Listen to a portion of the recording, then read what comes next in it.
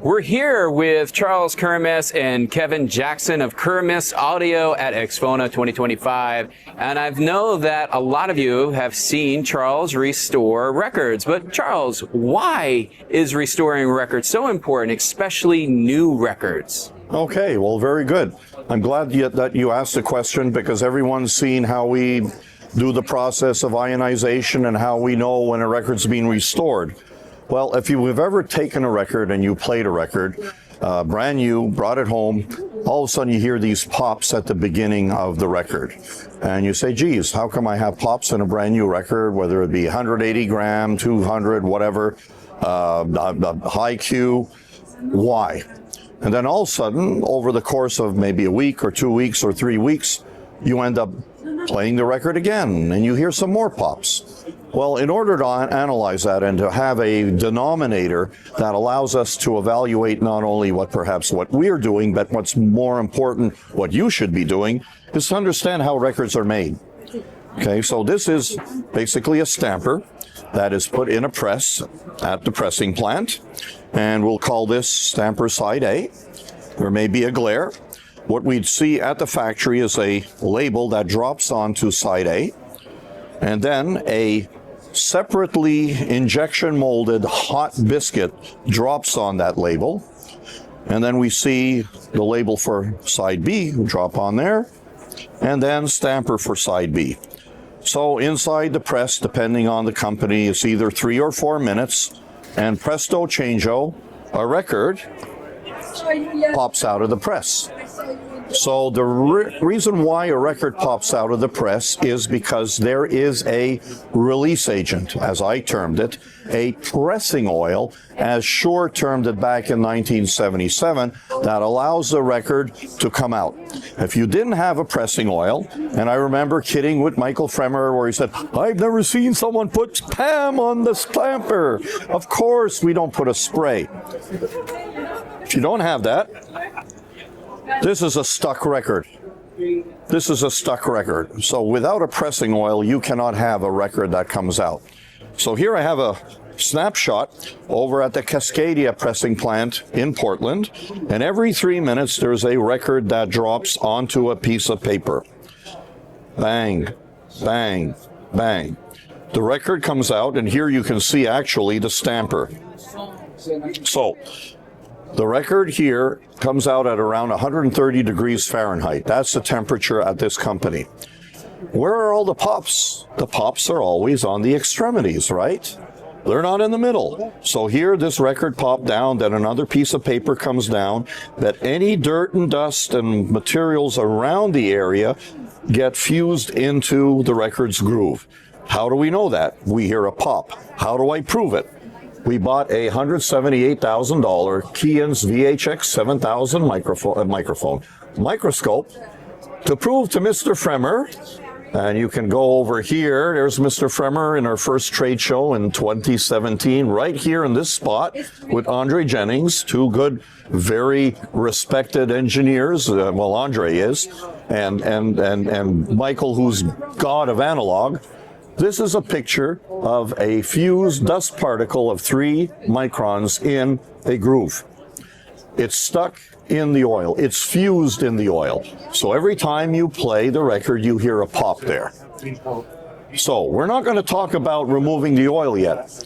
If you've ever thought of why you have more pops later as you play, your needle creates a heat, friction with the groove, about 1200 degrees Fahrenheit at the contact point.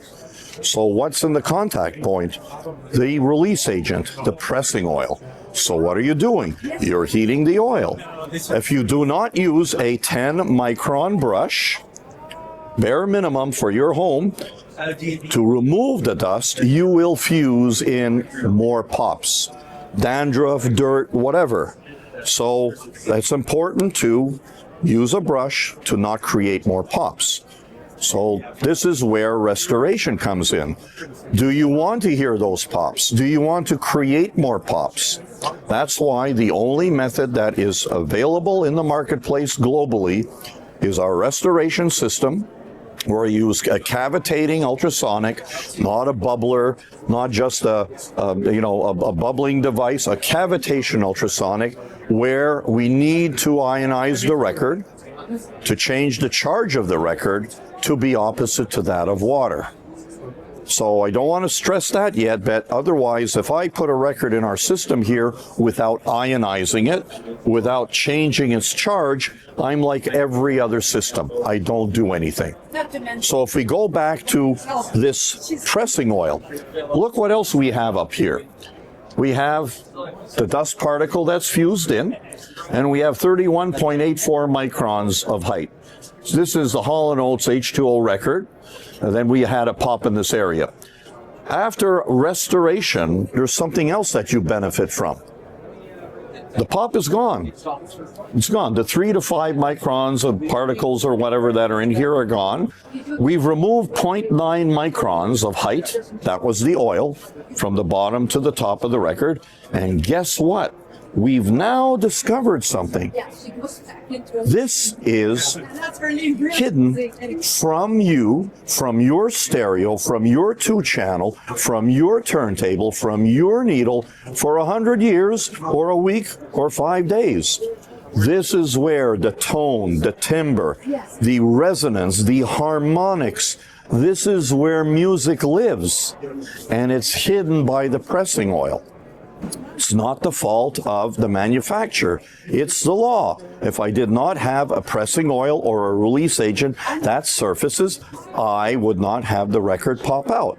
So this is why we need to restore the record if you want to be with the artist in the studio and you are now at home playing this. Nothing hindering your needle. No coatings from other vacuum systems or air-dried systems or spin systems or fake ultrasonic systems. No films from the outgassing of the record while it's in its sleeve for a week or 20 or 30 or 50 or 70 years, which, by the way, is the cause of those surface scratches that we see on a record. And I kind of bring that to the illustration of a brand new car that you may be sitting in. It smells great. All the plastics are evaporating, and there's a film on the windshield, which is a pain in the butt to remove. I do the outside of the car. My wife is delegated to do the inside. I hate the windows.